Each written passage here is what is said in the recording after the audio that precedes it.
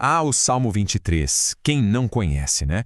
Provavelmente um dos textos mais famosos do mundo. São palavras que a gente vê em quadros, ouve em momentos difíceis e que trazem um baita conforto. Mas e se a versão que a gente conhece for só a pontinha do iceberg?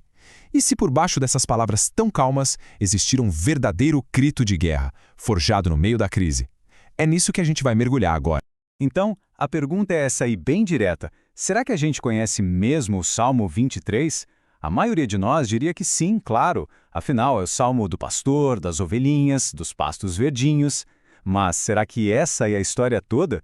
Pois é, talvez seja a hora da gente pensar de novo. Porque esta análise aqui vai revelar um lado do Salmo 23 que, olha, raramente a gente explora. Uma perspectiva que nasceu no campo de batalha da vida real. Olha só o nome dessa sessão. O Cântico do Guerreiro Cansado. Isso já diz tudo. Isso aqui não é um poema de um rei todo confortável no seu palácio. De jeito nenhum. É o canto de um guerreiro exausto. Foi escrito por Davi, um cara que conheceu a solidão e os perigos do deserto como pastor muito antes de sonhar em ser rei. Ele aprendeu a guiar ovelhas em lugares perigosos antes de guiar uma nação. E essa é a grande sacada.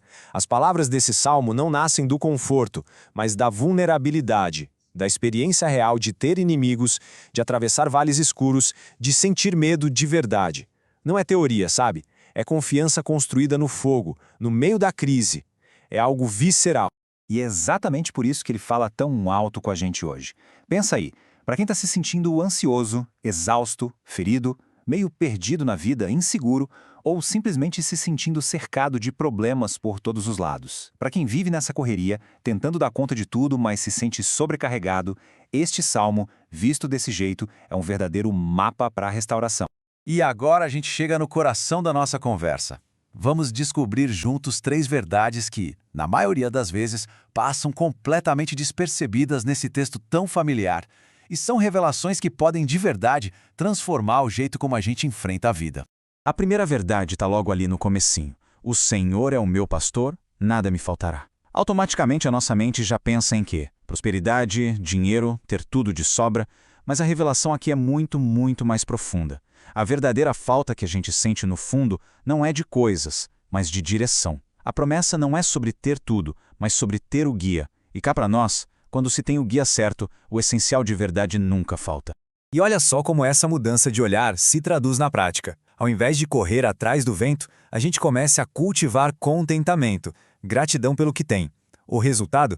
As decisões passam a ser menos guiadas pela ansiedade. O foco muda daquela comparação infinita com os outros para um senso real de propósito. Vamos para a segunda verdade escondida que redefine totalmente a nossa ideia de descanso.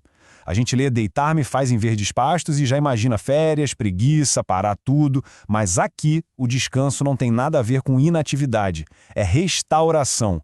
Não é preguiça, é estratégia. É um momento de cura, de renovação da alma, de se preparar para poder continuar a caminhada. E essa frase aqui, ela simplesmente resume tudo de forma brilhante. O descanso não é desistir, é uma ferramenta para perseverança.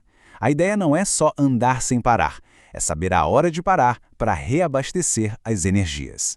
E na prática, o que isso gera? Uma transformação poderosa. Entender o descanso como estratégia traz equilíbrio e humildade. Isso permite quebrar aqueles ciclos de exaustão que tanta gente vive. A gente desenvolve sabedoria para reconhecer os próprios limites e aceitar que, olha, nem tudo depende só do nosso esforço. Chegamos na terceira e talvez na mais poderosa revelação de todas. Ainda que eu ande pelo vale da sombra da morte. Onde a nossa atenção vai? Direto para o vale, para a escuridão, para o medo. Mas a chave, a grande virada, não está no substantivo. Está no verbo, andar. Percebe a diferença? Davi não diz, ainda que eu more no vale. Ele diz, ainda que eu ande. O vale não é um lugar para a gente morar. É uma passagem. É um caminho, não o destino final. Essa perspectiva muda completamente o jogo. Ela desenvolve na gente uma coragem e uma perseverança profundas.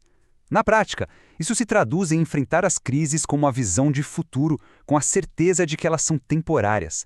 A fé se torna algo prático, que nos permite agir apesar do medo, porque a gente sabe que o vale é apenas uma travessia. Ok, entendemos as 3 grandes revelações. Mas como a gente tira isso do papel e traz para a vida real, para o dia a dia? Vamos ver agora alguns passos bem concretos. Para começar hoje mesmo, se liga nesses 4 passos. Primeiro, identifique. Seja honesto e faça uma lista das áreas da vida onde o medo está tomando as decisões por você. Segundo, descanse. Crie uma rotina de descanso com propósito, um descanso que realmente restaura, não uma fuga. Terceiro, priorize. Comece o dia estabelecendo uma conexão espiritual antes de qualquer outra demanda. E quarto, agradeça. Pratique a gratidão todos os dias pelo que já é suficiente. E tão importante quanto saber o que fazer é saber o que evitar. Cuidado para não cair nessas armadilhas. Achar que descanso é um luxo opcional. Confundir fé com uma tentativa de controlar todos os resultados. Esperar uma vida sem dificuldades, sem vales. E um erro crucial, comparar a própria jornada com a de todo mundo nas redes sociais. E isso tudo nos leva a este ponto fundamental. O vale, a dificuldade, a crise, eles não definem o nosso destino final. Eles definem a nossa maturidade. São estes momentos de travessia que nos fortalecem e nos moldam em quem a gente precisa se tornar. Então, para a gente terminar, fica uma pergunta no ar. E se esse vale que alguém está atravessando agora, essa dificuldade que parece ser o fim, e se ele for, na verdade, o próprio caminho? O caminho exato que está levando a um lugar de mais força, mais maturidade e mais confiança. Vale a pena pensar nisso.